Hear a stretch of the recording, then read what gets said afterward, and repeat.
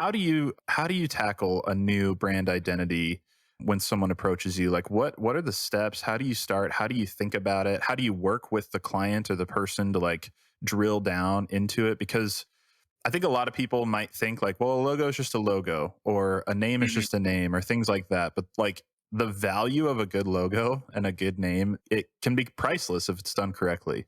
So I'm really Sure. curious how you dive into that process now.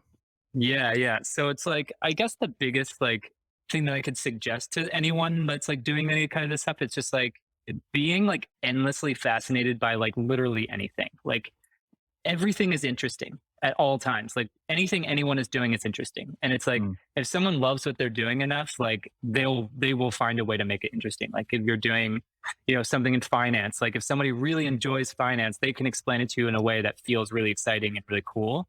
yeah. And they can kind of sell. And I guess it's like kind of like a little bullshittery of like an entrepreneur type person is selling you on it. But like, I really just look for people that are also like all in on this thing. They're not looking to like, it's not about the money for them. It's like not Mm, about like, and that's even design. Like for us, it's like, it's not really about the money for us. Like it's nice, but like, sure. I like just sitting here and making like little things. You know what I mean? Like, I just love to make it's like a tiny thing that will go be on a hat or something. And then one person thinks it's cool enough to wear. And that's like Right. a good day for me?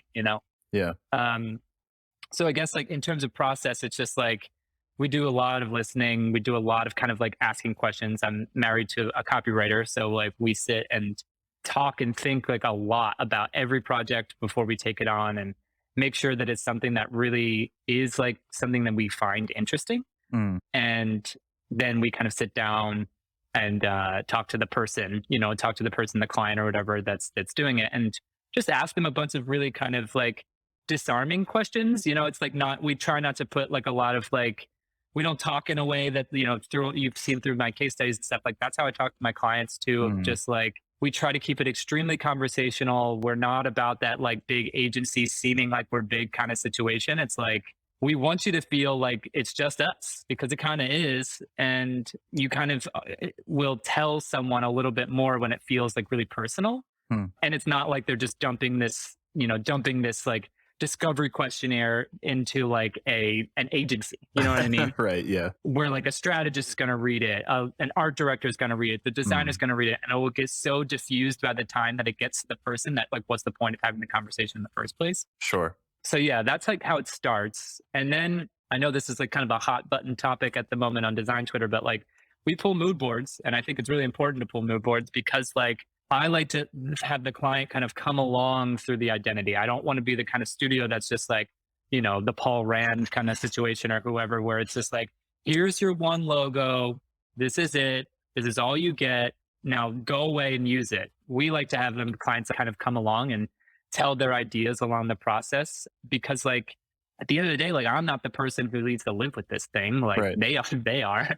And so we go through and then we pull mood boards in two different directions that kind of have a lot of like different random things or you Mm, know uh type styles, color styles, symbols and all that kind of stuff. And then I love to do it because like it's a low risk way for you to then put something creative in front of a client who might not be creative, and you say like, hey, what do you think of like this geometric thing? And then like, oh, I actually want it to be like a little bit more like blobby and weird and right. personal. I don't like this kind of cold geometric stuff. And that's a way to do that kind of and have those conversations without anyone getting their feelings hurt or without the client being like, oh, well, this is my logo, I need to like maybe I should give it more of a shot or something. Like when it's something that Mm, somebody else made, they could just be like, oh, I don't care about that and I don't like it at all. You know what I mean? And sure. so that like is a really good, easy way to set up bumpers for your kind of creative process where you're not making 10 different logos because you don't Sure. really have an idea of what they like.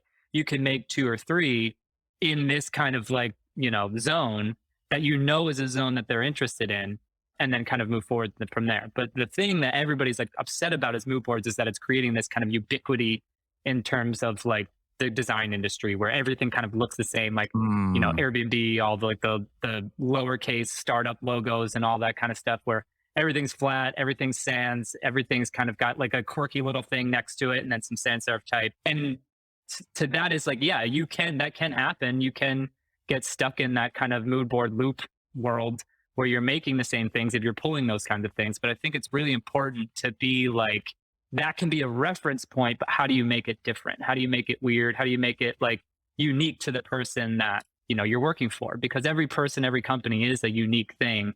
I mean, most, I shouldn't say every, because like some companies are just copycats, but like Right. you got to do your best to find the people who aren't the copycats, and they deserve something that is different, that is unique, and that is Totally. for them. And, the mood board loop only happens if you let it. You know what I mean? Sure. Yeah, that's so interesting to me. I had Emily Hayward on the show a while back, and she's the founder of Red Antler. And Red Antler Oh, cool. is an advertising, they've Yeah. done a bunch of I'm amazing things. And reading her book at the moment. what is it? Obsessed? Is that what it's called? Yeah. Yeah, yeah. Yeah. Yeah. So Emily's amazing, and what Red Antler's done is amazing. But there's a little but there where I feel like everybody, at least that I see a lot of the times, it's become like, and I think Red Antler was one of these brands that was like one of the, they kind of pioneered this way now, but a lot of Hmm. people Sure. just look like Red Antler copycats, if I'm being totally Absolutely. honest. And that means they've done something Absolutely. really, really well. But I agree that if you're just looking at like, classical advertising or brand work or things like that right now, it is really hard, I think, to get like distinguish yourself from these trends. Hmm. And I think you did it. Like I think of the exposure work you did. I think you struck a really good balance of both like what is trendy now, but also could stand the test of time as the trends Hmm. kind of go away. How do you, because yeah, I think the mood board, like as you were talking about that, that feels like just such an obvious way to work with somebody is like, that's how, Sure. if I were a client, that's how I would want to work is like, walk me through Sure. every Yeah. step of this to feel good about the direction we're going. But you're right that you could end up just kind of looking like everything else depending. So how do you escape that?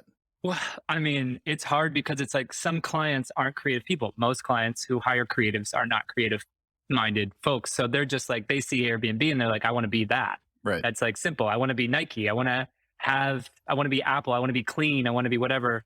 So they don't really understand the nuance of like how to do that in a unique way. And so it's really, really hard to kind of like strike that balance. And I think it's just a personal thing. Like, and I credit skateboarding for this as well in terms of like what our studio is. But like, you can see like Rodney Mullen and Daewon Song, like their whole thing of just like they were both doing like wacky shit, Right. but Rodney was doing it in this like scientific kind of like weird way, and then Daewon was doing it in a little bit more of like an artistic way, and like they're both doing the same kinds of things, but they're doing them in two completely different angles. And so Right. like I think that like I kind of take that approach with like my life as well in terms of like design. And it's like, I know that I can make the Airbnb like aesthetic. I know I can do it. But how do I do that from a different angle? How do I come at that same thing, but from a different perspective? And that's kind of like my whole existence is just like, make this simple thing first. Like we're creative people. You could do it. Just make it and be done with it and see how easy it is. So you can pat yourself on the back and you could say, look, I made it. It's great. I made the easy one. Then put that away, never look at it again, and then do the hard one. Because Mm, then that's when you're going to make the thing that's super different and super weird. Because it's like, you can make the easy one. You give yourself that credit. And then like you can then go on design Twitter and be like, I'm the best.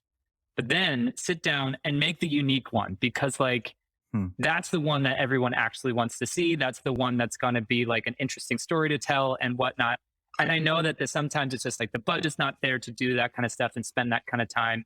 Your creativity on the client side is not there. They're not going to appreciate the kind of like unique take that might be a little bit wonky, might be a little bit weird. But the truth is, it's not for them and it's not for the budget. It's for you to then push yourself because a lot of designers I talk to are just like, how do you kind of maintain this kind of how do you keep it interesting? How do you not get bored doing the same things over and over again? It's like the truth is, it's like I sit down and I literally make something that I didn't think I could, and I push myself to make something I didn't think I could Mm, because it's important for me to feel that, even if I know that presenting it is a stretch, and I know that like talking to the client through it is going to take a lot of salesmanship and a lot of kind of like chatting to be like the concept here is really deep and it ties to your values and all this other kind of stuff in a very, very abstract way. sure. But, it's for me to make sure that I feel like I feel creatively fulfilled and whatnot. So I'd say always leave room to do something that feels a little bit more wild, a little bit more unique, you know?